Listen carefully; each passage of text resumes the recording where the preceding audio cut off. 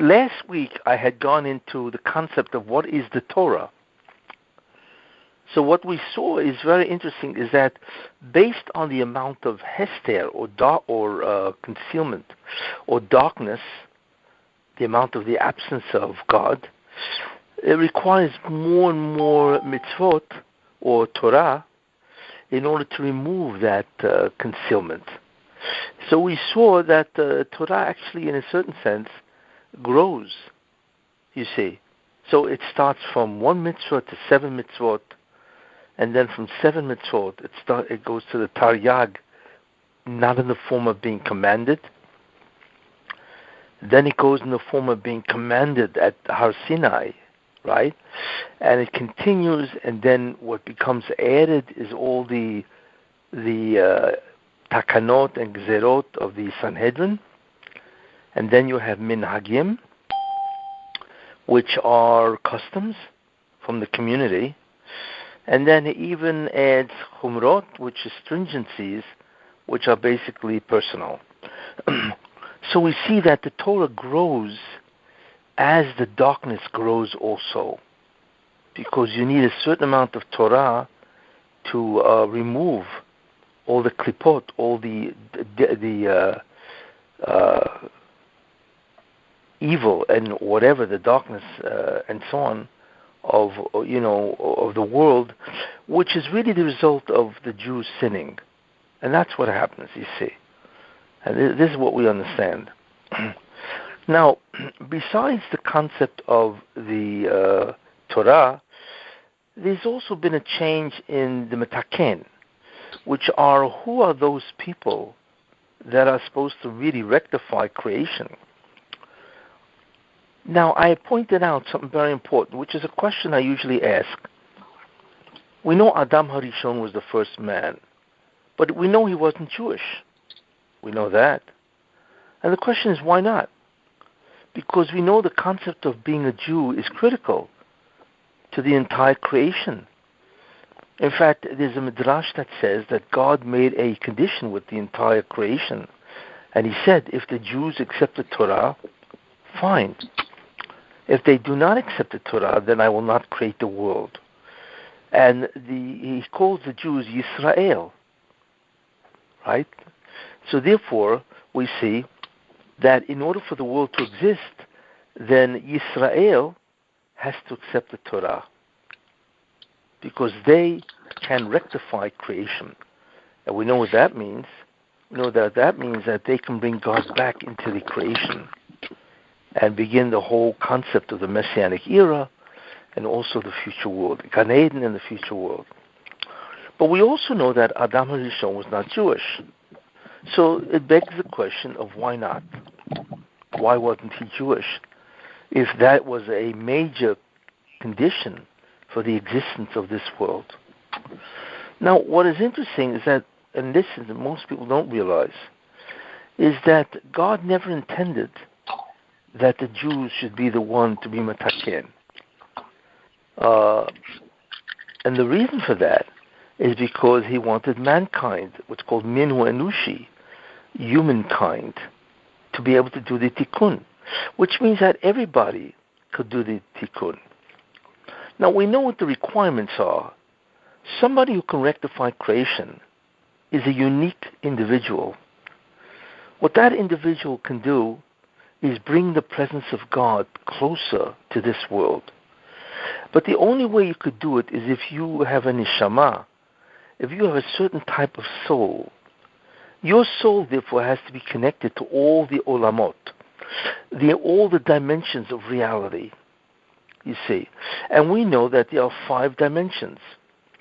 We have the dimension that we are in, which is called Asiyah, the world of action. Then you go higher, which is a world called Olam Yetzirah, the world of formation. Then you go higher, which is the world Bria, of creation. Then the world of Atzilut, which is the world where God himself, in a certain sense, resides. And then you have the world called Adam Kadmon, which means primordial man. And that is the world of the future world. So we see that there are 5 different dimensions. And therefore, in order to be able to do tikkun, your acts, whether it be in thought, in speech, or in deed, has to be able to, in some way, purify each of these worlds. The only one who could do that is somebody who has a unique type of neshama. That neshama has to have 5 parts, just like there are 5 worlds. He has to have some aspect of his neshama that is connected, you see, like a cable, is connected to Asiyah, and that is called the Nefesh. He has to have another Chelek part that is connected to Yetzirah, and that is called Ruach. Then he has to have a third part, which is connected to Bria. That's called Neshama, which is a term for a particular part of the Neshama. So that is called Neshama. Then he has what's called a fourth part, which is called Chayo. Chayo is the aspect of the Neshama that is connected to Atzilut. And then he has to have a part which is connected to Adam Kadmon, primordial man, which is the future world, and that is called Yechidah. You see. So therefore, that neshama that a person has to have these 5 parts, and they're all connected to all the 5 olamot. And therefore, as a result of that, whatever he does, any action that he takes, which is whether he thinks, he speaks, or he does an act, physical act, will have some type of an influence or a consequence in all 5 olamot, because he is connected to all the 5 olamot. You see, if a person is not connected to the 5 olamot, let's say he's only connected to the lowest part, olam asiyah, then he can do nothing for tikkun. He cannot in any way bring in the presence of God. And he cannot bring down any kind of or, light, kedusha, into the world. You see, he can only affect that world which he is connected to. But he cannot connect or influence in any which way. He cannot affect any olam other than the world he is connected to, which is this world. Therefore, it depends on the type of neshama that a person has. Now, in the beginning, so this is a neshama that is able to do a tikkun only if he has these 5 parts. You see. Now, God created Adam Rishon, and Adam Rishon had these 5 parts. That would mean that he could connect to and influence or affect any one of the worlds that he was connected to.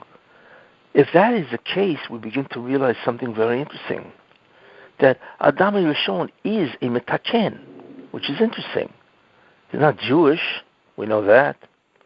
He's a human being, we know that. But he's a human being which is not Jewish, yet he has the neshama of a metaken, somebody who can rectify creation, you see. And therefore, he is able to do that. But remember, if somebody is able to metaken, he can rectify creation, then mekalkel, he can also damage creation. Same thing. Because if you sin, then you also influence all the dimensions. And it is possible, therefore, to damage different worlds. So whoever can metaken can also mekalkel. That is the rule. So therefore, Adam Rishon, who is connected to all the world's dimensions, if he does the mitzvah, which is do not eat from the tree of knowledge of good and evil, then that's great. He can bring in the divine presence. If, however, he can't do that, or rather he damages, he does a sin, then guess what? He will damage what? He will damage all the olamot. That's terrible. Because if he damages all the olamot, then they will require a tikkun by somebody else, you see. And in the end, that's what Adam did. he did the sin, which means he ate from the tree that he was commanded not to eat from. And as a result of that, he was able to damage every single aspect of his neshama, as well as all the olamot. You see. And the damage that he did is that he introduced Kelipot. Kelipot is really tum'ah. It is sort of like beings that can defile. And that's what he did as a result of his sin, you see. Now, part of the problem also is that he was a magnificent neshama, which means not only did he have these 5 parts, and therefore he was connected to everything, he had the totality of everybody in him. In other words, at that point in time, there was only one neshama, and that was called Adam HaRishon. So as such, he was connected not only to all the 5 olamot, but he was connected to every single aspect of every single world. Could you imagine how much he encompassed? You see. So had he stood his ground, so to speak, until 6 p.m., which would have been safe, then he would have rectified not only all the olamot, but he would have rectified every area of every olam. Because his neshama is called the grand soul, or the grand neshama, because he was connected to everything, all the olamot. And had he done the mitzvah of not eating, he would have rectified the entire creation, which would have been absolutely incredible. Now, on the opposite end is the reverse. Since he is now also connected to every olam, and he is connected also to every part in every olam, if he sins, then he will damage the entire bria, which is amazing when you think about that. And that's exactly what happened. Fortunately, what happened also, which I had mentioned quite a while ago, is that the Yechidah of Adam HaRishon, that's the highest aspect of the Neshama, which is connected to Olam Haba, flew away right before he sinned. It left him. So because it left him, it was not used as an instrument to damage that world. So as a result of that, the Yechidah of Adam HaRishon is pure. It was never damaged, you see, and it never became tameh, you see, and as a result of that, it is the Yechidah also of all neshamot. Because remember, Adam HaRishon is the totality of all neshamot. Therefore, his Yechidah is also the totality of all neshamot. That's where it is. Therefore, when it flew away, so to speak, it was never harmed or damaged, or it never, in many ways, it never became tameh or defiled. Therefore, the Yechidah of Adam, I once mentioned, is the Nishmas of the Mashiach ben Yosef and ben David. They have, or ultimately the ones who become the Mashiachin, ben Yosef and ben David, will actually get the Yechidah of Adam HaRishon. But since the Yechidah of Adam HaRishon is everybody's Yechidah, you see, so that means both Mashiachin will have the Yechidah together of everybody. And as a result of that, they two alone can bring down a tremendous awe from the Ein Sof, which is God, all the way into the Nishamot, I should say, of every single Jew, because they have the Yechidah of every single Jew. You see. Now, these are very important ideas because they set the stage for what happened. Now, so therefore Adam, who was the first Metaken, you see, he was not a Jew, you see. And therefore when he sinned, he was able to defile, contaminate all the souls that were in him, which is basically everybody. And as a result of that, he now set about a new task, for whoever would come after him, you see. And therefore, as a result, everybody would now have a new task, which I had mentioned, and that new task means you have to do what? You have to remove the tum'ah first. Before you bring down the Kedusha, you need to remove the tum'ah. And therefore that became a necessity to have an individual who specializes in removing tum'ah. And you would have to have an individual who specializes in bringing Kedusha, or light, you see. And by the way, the gematria of Or, which is 207, is equal to Ein Sof, which is God. That is the Or, you see. So it comes out that the Mashiach ben Yosef, his primary job is to deal with Tum'ah, is to deal with defilement, you see, and to remove it, you see. And the other one, Mashiach ben David, his job is not to deal with defilement. His job is to, once the world becomes purified through Mashiach ben Yosef, his job is to bring down tremendous amount of Or, Kedusha, or divine presence into the world. And the world, therefore, will be radically changed. Now, once Adam has failed to do that, then the job of Tikkun would now go to his descendants, you see. So it then went into Hevel, Cain and Hevel. And Cain, if you'll notice, was an Ovid of Adamah. He was a worker of the ground, sort of like a farmer. And Hevel was a shepherd. And why were there two? Because Hevel, or rather Cain, his job was like the Mashiach ben Yosef. His job was to deal with the Tum'ah. And that's why God says to him, he addresses him. And Ovid Adamah means to work the earth, which really means to filter the earth, or the gross physicality, and to purify it by removing the Zoyamo, which is the defilement, by the way, that Adam put into the Bria after his sin. So the word Ovid Adamah means to work the ground, you see, and what that would mean is that he would be able to remove the Zoyamo and purify the earth, or the physicality, and that I mentioned is called Zikuch, you see. And therefore, his job was like the Mashiach ben Yosef, to remove the Tum'ah, or the Zohamo, of the earth itself. And that's why God addresses him and says, you know, La Pesachatas revates. Sin awaits at the door, you see, but V'ata Timshel, but you can rule over it. Why is he talking about this to Cain? Because that's the job of Cain, is to be Mashiach ben Yosef.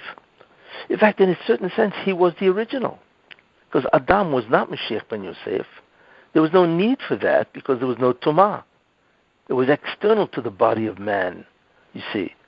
But once he sinned, he introduced evil, Tum'ah, into the world, and therefore you needed somebody to remove it. And that would be Mashiach ben Yosef in the form of Cain. Hevel, however, his job was not to remove Tumah. He was a Royat Tzoyin. He was a shepherd that would bring the flock back to the corral. His job was Mashiach ben David, you see, and that is to bring Kedusha into the world, you see. And that really is the job of Mashiach ben David. That's his job, to bring Kedusha, or the Ein Sof, God, his presence, the Shekhinah, into the world, you see. So we now begin to see that you had two forerunners. First, Mashiach ben Yosef was Cain, and the second one, Mashiach ben David, was Hevel, you see. Now, in a certain sense, the Bria, the creation, was not as damaged as we know it now. Had they been able to do their job, which means had Cain not killed Hevel, then in a certain way they could have also been metakein, the world. Because even after the sin of Adam, It wasn't as bad as what we have now. Now it's absolutely terrible. But in those days, the only one who did the sin was Adam. So therefore, had they done, or rather had they did what they should have done, especially Cain, then he could have conquered the evil, like God says to him. Sin lies at the door, right? And v'eilecho tishu kosoi, and his desire is to you. Because what sin wants, or the Satan, he wants you to sin so he can grow, and so on. So what you can do is atotim boy, but you can rule over it. That's an interesting kind of way of saying things. What God is saying is that, you could change what Adam, your father, did. You see. So it's actually possible for Cain to rectify creation first, and then Hevel, who would be in the line of Mashiach ben David, he would do the rest. You see historically how it worked. So you actually could have had what's called a makeup test with Cain and Hevel. So what happens? Of course, same thing. Cain, instead of doing his job and not being jealous of Hevel, you see, he kills Hevel, which of course is terrible, you see. And by the way, that's what begins in that time, the rivalry or the jealousy between Mashiach ben David and Mashiach ben Yosef. And by the way, we have had that rivalry throughout generations, you see. You had it, as we will see later on, the rivalry between Ben Yosef and Ben David in terms of Yaakov and Esav. Yaakov was in the Parsha of Mashiach ben David. His job was Yoshev Yeholim, to sit in the tent and learn Torah and bring down Kedusha. And Esav, he was an Ishadeh, he would go out into the field and purify the field by remaining resistant to all the Tumah, you see. So it comes out that Yaakov and Esav, again, is Ben David and Ben Yosef. And Ben Yosef hated Ben David. Why? Because that's the rivalry that exists, you see. You had further examples of this rivalry. The classic example is Yehuda and Yosef. Yehuda is the one, right, who suggested that Yosef be sold into slavery. You see, again, that's the rivalry between Yehuda, who's Mashiach ben David, and Yosef, who's Mashiach ben Yosef. You see? And it continues on and on. There's always this rivalry, you see. In fact, you have the rivalry later on between Shaul and David HaMelech. Shaul, who is Bnei Rochel, he's also, since he's Bnei Rochel, Benjamin, he's also the Parsha of Mashiach ben Yosef. Because you can always ask yourself a question. How can Shaul be a Melech? Because we know that the Malchus, the kingdom, has to go through Yosef. Or rather, it has to go through Yehuda. Shaul was from Benjamin. So why would God tell Shmuel Hanavi to appoint Shaul HaMelech to be king? You see, it should have been somebody who's from the tribe of David. But the answer is because Shaul was really in the Parsha of Mashiach ben Yosef. Because Rachel gave birth to Yosef and Benjamin. And he was Bnei Yosef. He was Bnei of Benjamin. You see? So it comes out that Shaul HaMelech was really in the Parsha of Ben Yosef, so he could be a king. His problem was the same jealousy. David, he tried to kill David so many different times, for whatever reason. And David, of course, is Mashiach ben David. So there you are again, same rivalry, you see. And then it continues, that rivalry. It continues after David, you had Shlomo, and Shlomo had a son, Rechavam, you see. Rechavam was the king of Israel. And that again is the concept of Mashiach ben David. But they rebelled. Who rebelled? Yoram ben Nevat. If you remember the Yinach, he rebelled against Rechavam. In fact, he's the one who split the 10 kingdoms because of him. Who was Yerovam ben Nevat? Yerovam ben Nevat was a shirish of Mashiach ben Yosef. That's who he really was. He was an extraordinarily great man, you see, of which we don't even understand how great he was. But again, since he was a human, he was subject to, obviously, human foibles, and therefore he hated Rechavam. So here again you have Yosef is battling with David to such an extent, obviously, where Yosef, right, he actually takes away 10 kingdoms from David or Rechavam. And that's the origin of the 10 tribes, which are now the 10 lost tribes. You see? So you have this constant warfare, jealousy or rivalry between Yosef and also David. And it continues. That's why in the Haftarah, and that's why, which is interesting, finally Yehuda, who again is a rival of Yosef, because he's the one who told them to sell Yosef in slavery, finally Yehuda confronts Yosef about the fact that Yosef, who's obviously hiding as the Grand Vizier of Egypt, that was the ultimate confrontation. And finally Yosef admits who he is, and therefore there now becomes peace. But the rivalry still continues. In fact, in the Haftarah of Vayigash, famous Haftarah, where it says, God says, and in the end of time, Yosef and Yehuda, or Yosef and David, right, will no longer fight amongst themselves. In fact, he uses a certain terminology, V'hoyu li'achodim biyodi, and they will both be as one in my hand. It's a very important idea, you see, because ultimately what that means is that Yosef finally and Yehuda will not fight.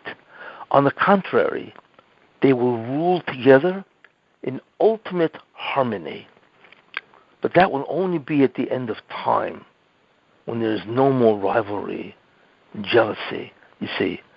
And Yosef will do what he does as a Mashiach ben Yosef.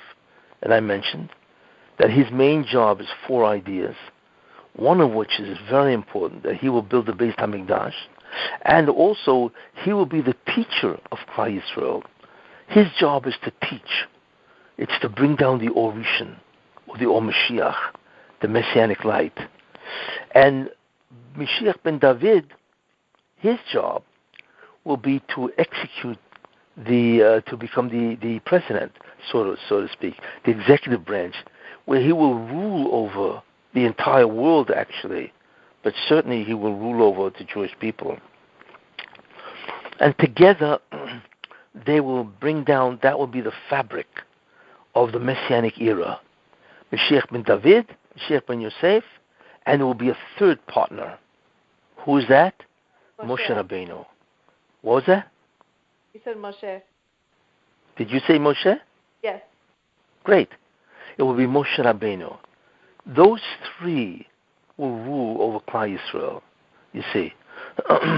So at that point in time, there will no longer be jealousy and hatred and rivalry, which has been true for thousands of years. But now you understand, it really started with Cain and Hevel, you see. So Cain killed Hevel, so he was gone. And then ultimately Cain himself, he had generations, Lemach and so on. And ultimately they all died, they all disappeared and whatever. And then the human race continues. But what's interesting about that is the human race is now all mitaken. Every one of them is Jewish, in the sense that they all have the 5-part neshama, that they can rectify creation, you see. And therefore, it continues until Noach. And at the time of Noach, of course, I have mentioned, is when they ultimately sinned terribly, and God decided to destroy them and to restart creation. But not only that, it continues, you see, in the form of Noach. And finally, you get to what's called the Dor HaFloga, or the Tower of Babel. That is a very important idea, which I had talked about, the whole concept of the UN, and that was the last test. Because God decided, I'm going to test everybody. I gave them 2,000 years to do the tikkun. You see. Now, if they follow Avraham Avinu, they will remain one nation, which are all mitaken. So as such, there's no need for a Jew, because all mankind can do the tikkun. But if they follow Nimrod and rebel against me, then I will take them away from the ability to do tikkun, and I will give it to Avraham Avinu. Now that's a very important idea. What does that mean, really? We know that God split them into 70 nations. It's called the Ayin Umus, the 70 nations. So even if you have a nation, for instance, that has other nations after it, the root is still the original 70. So there are 70 nations, and these are the 70 roots. There could be more than one nation from a given root. You see, for instance, the United Nations has 193 nations as part of, the world. There are 193, but we know that there's only 70. So how could there be 193? Because many of the nations have the same spiritual essence or shoresh, root. But politically they could be divided. For instance, example, Germany, Austria, Switzerland, they're really one nation. But politically they are different nations. So even though there are 193 nations in the United Nations, really there's only 70. Now the number 70 is very important because we see many concepts of 70. 1, the 70 nations that were divided by the Tower of Babel. 2, we see also that when the Jews went into Egypt, how many souls went in? Shivim, 70. Right? It says Shiv Nefesh Bo'ol Mitzrayim. There were 70 souls that went into Egypt, which is interesting, you see. We also know that there are 70 languages. Not only that, but there are 70 members of the Sanhedrin. You see. There are also 70 facets of Torah. Ayin Ponim LeTorah. There are 70 facets of Torah, ways of looking at Torah. You see, not only that, there's also 70 parim, the 70 oxen that they sacrificed on each day of Sukkot. On the first day was 13, then 12, 11, 10, 9, 8, 70. If you add up all the oxen that were sacrificed on Sukkot, it adds up to 70. You see? So the question is, what is the meaning of all this? Why are there 70? And then we see the repeat of these 70. You see, 70 members of the Sanhedrin, 70 ways of learning Torah, 70 languages, 70 people that come into Egypt, 70 oxen. Like, what is all this? Okay? So, in order to understand what it means, and from this you now will begin to understand the division of Jews into Sephardim and Ashkenazim. But first you have to deal with the concept of 70. God created the world with 70, or rather with 10 sfirot. That's how he created the world. 10 sfirot. Kesser, Chochma, Bina, that's the first triad. Then you have Chesed, Gevura, and Tiferes, the second triad. Then you have Netzach, Hod, and Yesoid, the third triad, which is nine. And then you have Malchut, which is the last, and so that totals 70. Now, what is important is that these 10 Sfirot created everything. You see, they created the entire world. Okay? Now, each one, let's say Keter, which is the highest, that itself is divided into 10. The same 10. Keser, Chochma, Bina, Chesed, Gevura, and Tiferes, Netzach Hod Yesod Malchus. And each one of those are 10. And each one of its subparts is 10. It's like an infinite progression of 10. 10 within 10, within 10, within 10, and so on. Ad Ein Sof. Infinite. But we only consider, when we're looking at this, obviously we're not going to follow it all the way down, is the first two levels, which is the first 10, right? And then they have their 10. So Kessin has 10, right? Chochmah has its 10, same 10. Bina has its 10. Chesed, Gevura, Tiferes, each one have their 10. Then you have Netzach Hod Yesod Malchus. So each one has 10. Now if you add them all up, how many are there? 100, right? You have the original 10. Each one is subdivided into its sub-sfirot called the same 10. So 10, which is the original, let's call the primary, right? They are composed of secondary sfirot, which are 10 also within each one. So that's 100 sfirot. Okay? Now, that's a very important division. And then it just keeps going, 10 divided by 10 divided by 10, and so on. In any case, we'll just focus on the first two levels. The 10 and their 10, which is 100. 10 times 10 is 100. Now, of these 10 sfirot, a sfira is a force. We do not know what they are. They are of the greatest spirituality. We have no idea what they are. But God uses them to create all reality. And they create all reality, which are all the 5 olamot, you see. So, the ones that create everything, basically, is the first 3.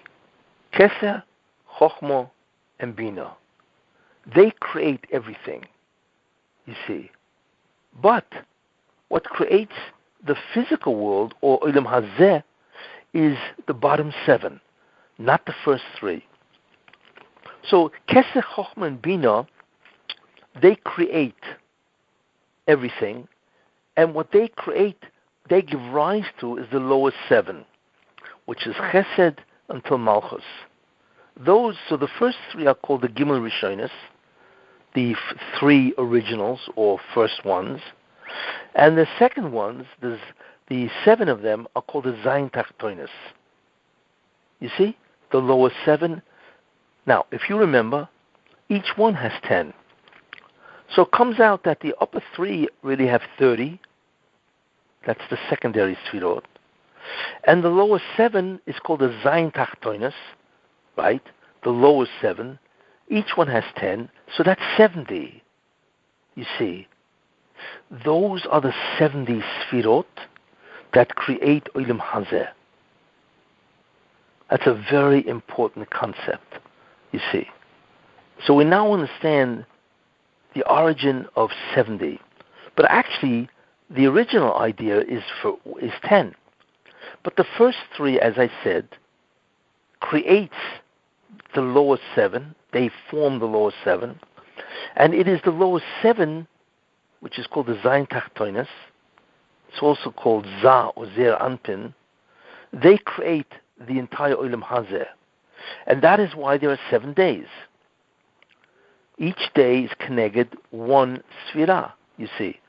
So Sunday is Chesed, Monday is Gevura, Tuesday is Tiferet, Wednesday is Netzach, Thursday is Hod, Friday is Yesod, and Shabbat is Malchus. That's why Shabbos is called Shabbos Malchusa. Okay? So therefore, the 7 days of the week, each day was created by one sfira of the group of the 7, the lowest 7. Okay, everybody got that? Now that's a very important concept. Okay. Again, there's the first 3, that's the Gimel Rishonot. Then the lowest 7 is the Zayin Tachtonot, and the lowest 7 creates what's called Olam Hazeh, and that's the 7 days of the week. Each sfira created what is created in the 7 days of the week, you see. Now, the 7 days of the week, like I said, originates from the 7 Sfirot. But we know that when you look at the 7 Sfirot and their subdivisions, each one has 10. So 7 times 10 is 70. So it comes out that the primary cause of Olam Hazeh is 70 Sfirot. 7 main ones, primary, and then you have each one having 10, you see. So therefore, that's 70. We now understand, therefore, that there are 70 different chalakim, portions or parts of the Sfirot, the lower 7, that creates Olam Hazeh, this world. You see. Now, that is a very important idea. The concept of the 70, you see. Now, the idea is this, is that what needs to have a tikkun, which means what needs to be turned on, if you want to use that expression, and what needs to be, that these 70 Sfirot, which is 10 plus its 10 parts of each one is 70. The tikkun is when you light up, illuminate these 70 Sfirot to a much greater extent. When that happens, they will therefore mezakech, they will therefore purify Olam Hazeh. You see. So it comes out that the tikkun process really involves 70 Sfirot. That's what it is. And you will notice, therefore, like I said, is that the tikkun is really a 70-part process. You have to rectify all 70 of those Sfirot. Now, when you rectify one of them, you automatically rectify all its subdivisions below it. Divided by 10, divided by 10, divided by 10, and so on. But the critical things to rectify is the first 2 levels, the original 10. But the original 10, each one has 10, right? And the main ones are the lowest 7, from Chesed to Malchut. And therefore, Tikkun means to rectify 70 Sfirot. That's what it means. And now you understand, there are 70 nations. Each nation has to rectify 1/70th. That is why there are 70 shoroshim, 70 roots, and each nation has to rectify 1/70th. So therefore, all the 70 nations, so to speak, right, can rectify all the 70 parts of the totality of Olam Hazeh, and then you could create Olam Haba, because then the first 3, Kesser, Chochmah, and Bina, is illuminated, and they will then change, or mezakech, the entire Olam Hazeh, ultimately into Olam Haba. Everybody got that? That's so far the way it works. Okay. Now, just remember that, the concept of 70, and how it works, how you get to the 70, and then ultimately the tikkun is on all 70, you see.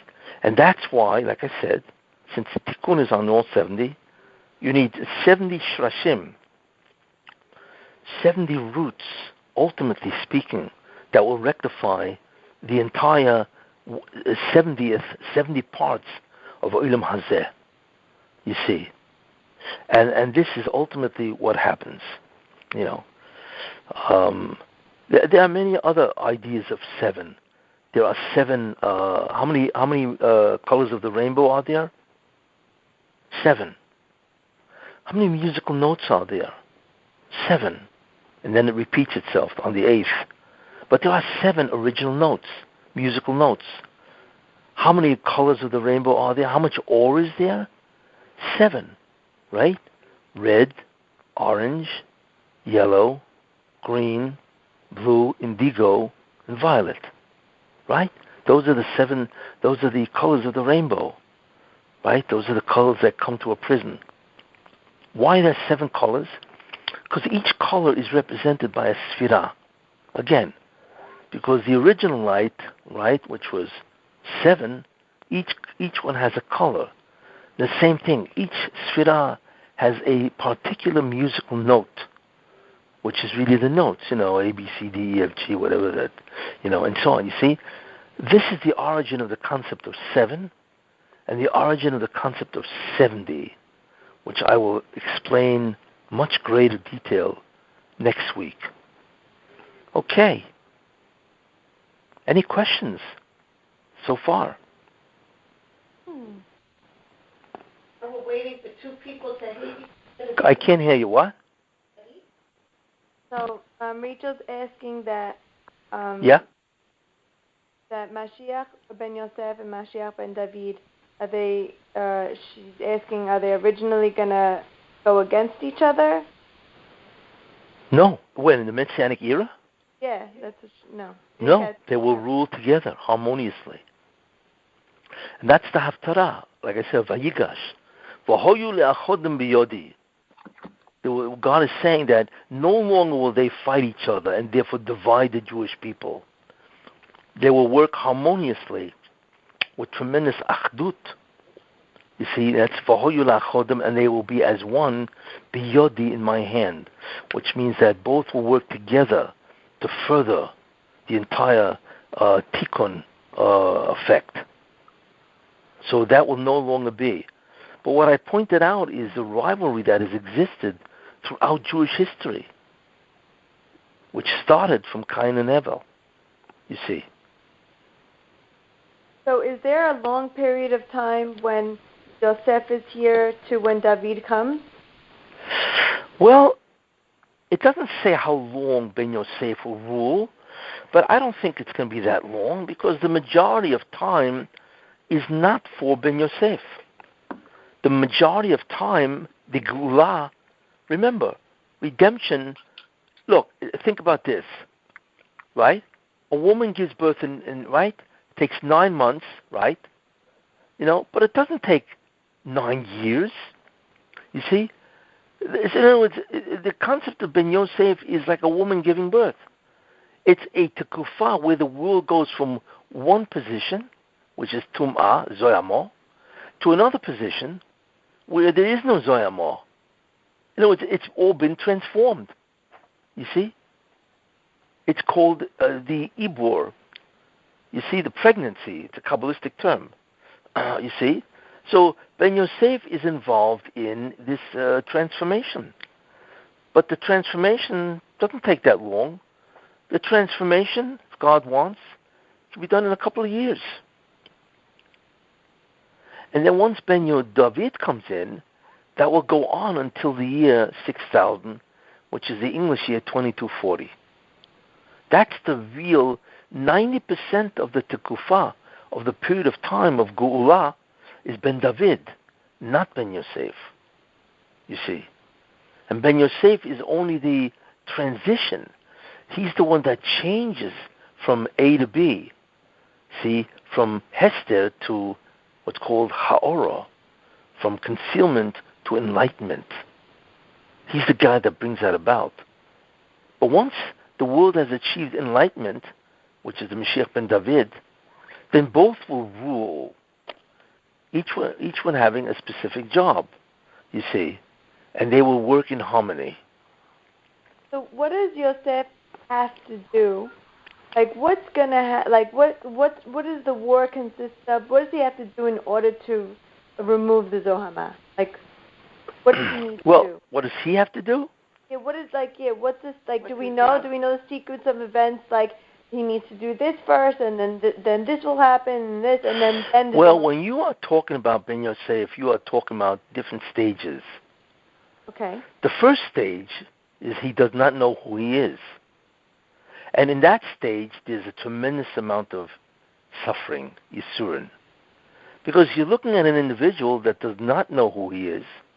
He suspects that there's something wrong. He's an individual that has tremendous spiritual potential, but cannot actualize hardly any of it. And that to him is an unbelievable frustration. And that frustration brings a tremendous amount of pain.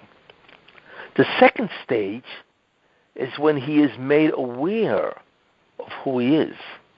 Just like God revealed himself to Moshe Rabbeinu. In fact, they're very similar. Imagine Moshe Rabbeinu is 80 years old, right? He ran away 26 years old. He's in Galut, outside of Egypt, right? For 54 years. Could you imagine the frustration he must have had being outside of Egypt where there are no Jews, right? No contact at all with any Jew at all, right? Could you imagine his frustration? A man like that with such unbelievable spiritual potential is absolutely nowhere. Spiritually, that is. So we don't know. The Torah doesn't talk about that. There are midrashim that talk about his life in Ethiopia and so on. But what was it like personally for him to be on the outer fringes? Because remember, all the Jews were in Egypt. So what did he go through personally? His personal profile. He must have suffered greatly. Because as far as he knew, it was over for him. He would never see the Jews again, you see. And imagine he's 80 years old, right? The day before God appears to him. And he's saying, I'm 80 years old. That's an old man, right? And I'll never get to Egypt, which means I'll never see the Jewish people again. And he said he will die in his old age, completely having not fulfilled any of his potential. That is some type of understanding of the Isurin of Mashiach ben Yosef. Then there's stage 2, where all of a sudden he becomes aware of who he is. But even then, he's not what he could be. He has to grow. He has to become greater and greater. And therefore he gets released from his klipa. He is released from his chains. He's released from his so-called prison. And he begins to grow, you see? And as he grows, people become aware of this individual because he's obviously nothing near what people basically have ever seen before. Now that's basically, he's really grown.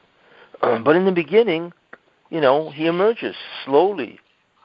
And since he's a Mashiach ben Yosef, there is nothing in the universe that can stop him. You see? It's impossible to stop the man. Whatever he does will be successful. Because that's the inyan of Mashiach ben Yosef. Right? That stage is stage number 3. When he's growing, you see? Finally, he achieves his potential, and he becomes this unbelievable figure that is able to do many things. And I mentioned that. Build the Beit HaMikdash, bring down the Or Rishon, end the Galut. Bring down the Galut, end the Galut, and bring all the Jews back to Eretz Israel. Now that takes an unbelievable success. I mean, it's not hard for God to do any of this.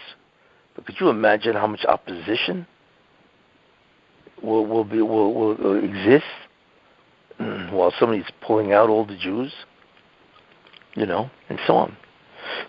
And that's going to be very difficult. But he does that. And then finally, basically, there's some type of major conflict that tries to stop him, whatever the conflict is. And as a result of that, right, there is some type of, like I say, conflict. And then Mashiach ben David appears, and he settles the score. He's able to wipe out just by his mouth. It's all miraculous then. And destroy all those people that were trying to destroy Klal Yisrael and the Mashiach. And then begins the Tekufa, right after Mashiach ben David comes, begins Tchiyat HaMesim, the resurrection of the dead. But before that begins, he destroys the Satan. So the Satan no longer can function in the physical world. So you have a physical world without Zoyama, which is unheard of. The last time that happened, a physical world without Zoyama, was Adam HaRishon.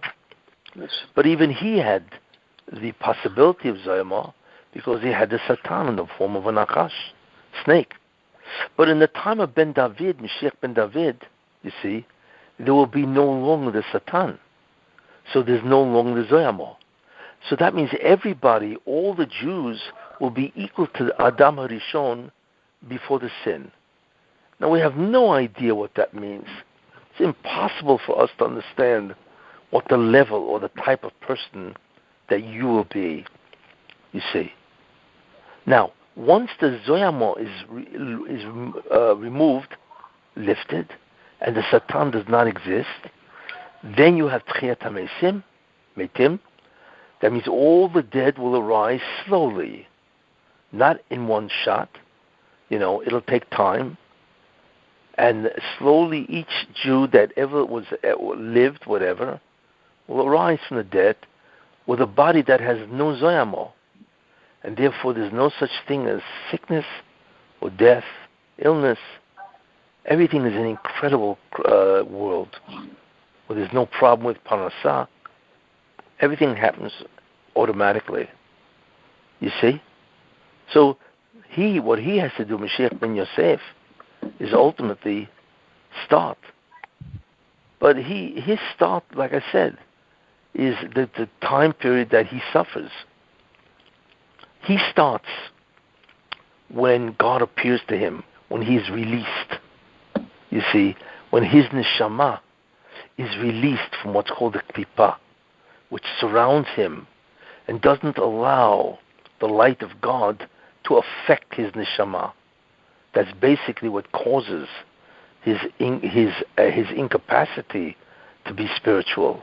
You see, that's the Geula. That's called Aschalta de Geula. And that's when it begins. And that is when the Sfirah of Yesod pours into Malchut. Because Malchus really is the recipient, it's a vessel of all the Hashpa'ah, all the divine energies of the upper nine.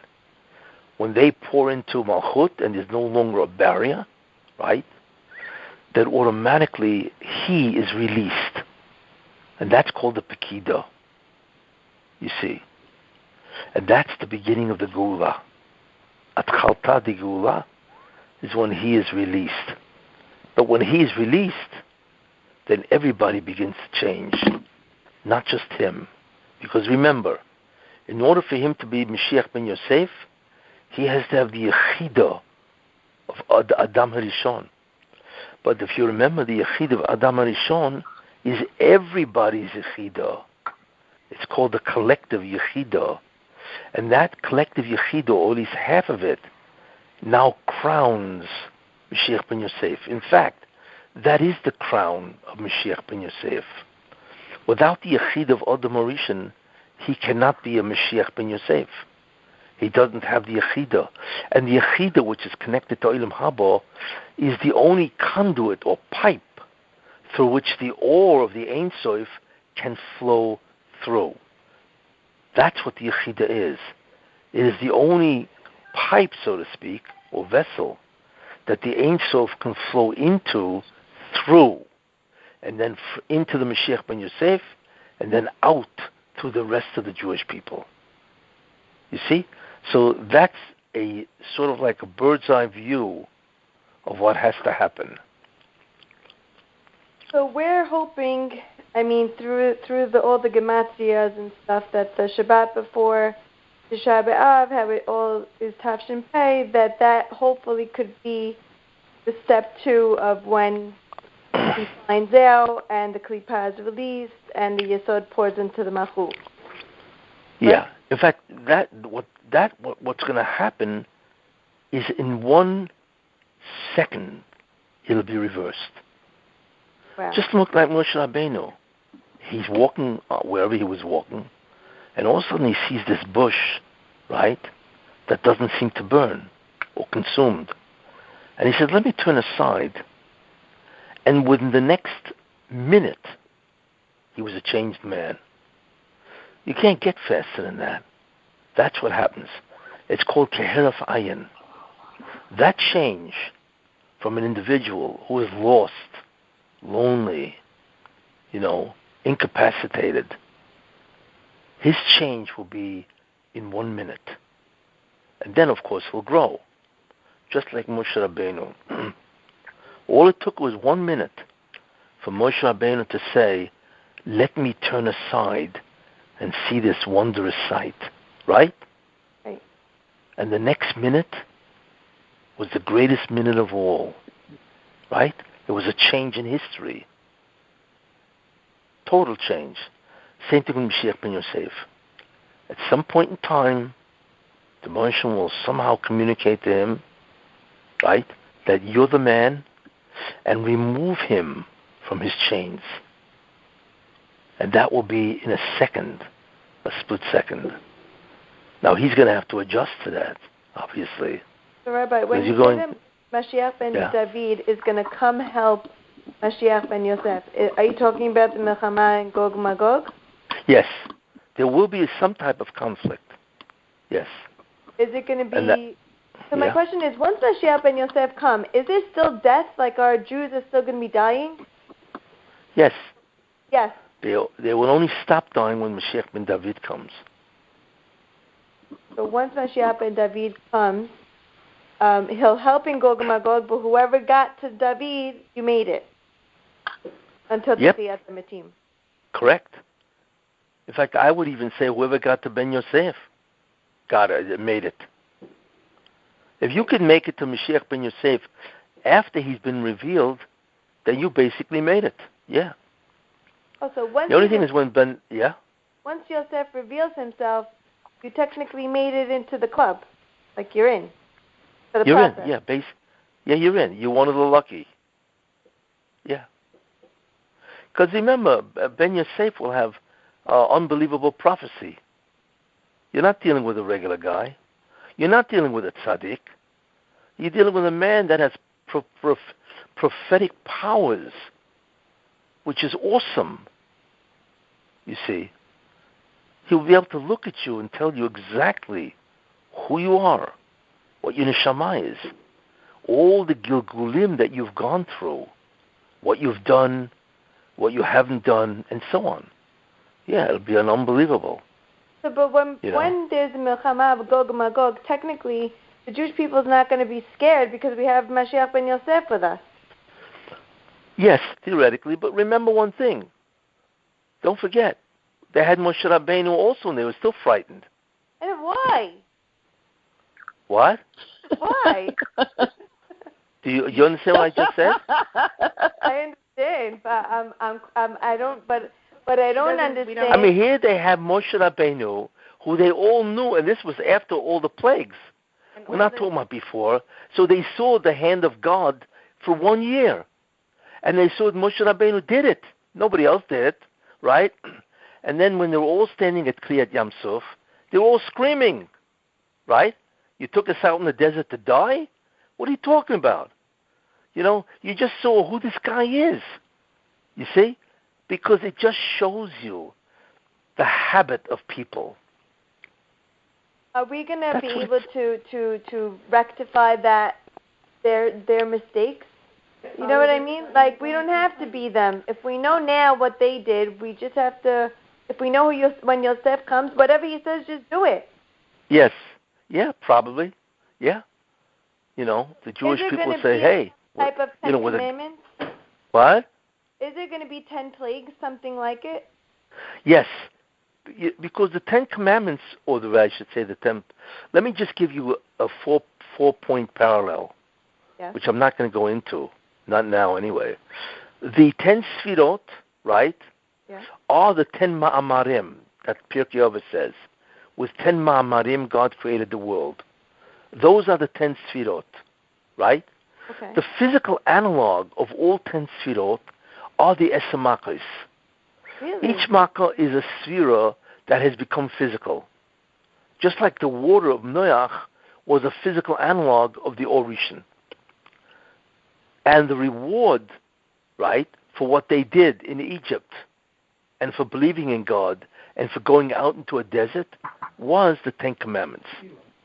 So you can actually connect them all.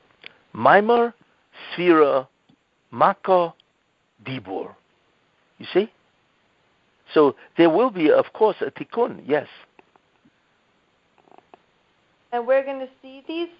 Are they going to be where Yosef is already well known and we're going to... At that point in time, everybody will know he's Mashiach. Got it. Just like in the time of Egypt, everybody knew Moshe Rabbeinu was the Mashiach. They all knew that. After a year of the Makkos and what he did to Egypt, they all knew. But it was proven finally, imagine, by Kriyat Yam Suf. What does it say? Vayaminu b'Hashem of Moshe Avdai. Isn't that amazing? Yeah. Then they first really believed in Moshe. It was only by Kriyat Yam Suf. Because the miracle of Kriyat Yam Suf was so extraordinary that no human can ever have pulled it off, no matter how great of a magician he is. So what will be the purpose for these 10 Makot to happen during the Mashiach time? Well, the 10 Makot are really the physical transformations or analogs of the 10 Sfirot. And they will be the ones that will defy the nations of the world. So it's to prove to the other nations to believe in us. Yes. Just It's like the 10 Makot did. Hashem. Yeah. Yes, that's right. Yeah. And just like there were 10 Makot in Egypt, which destroyed Parai, these 10 Makot will also destroy Gog.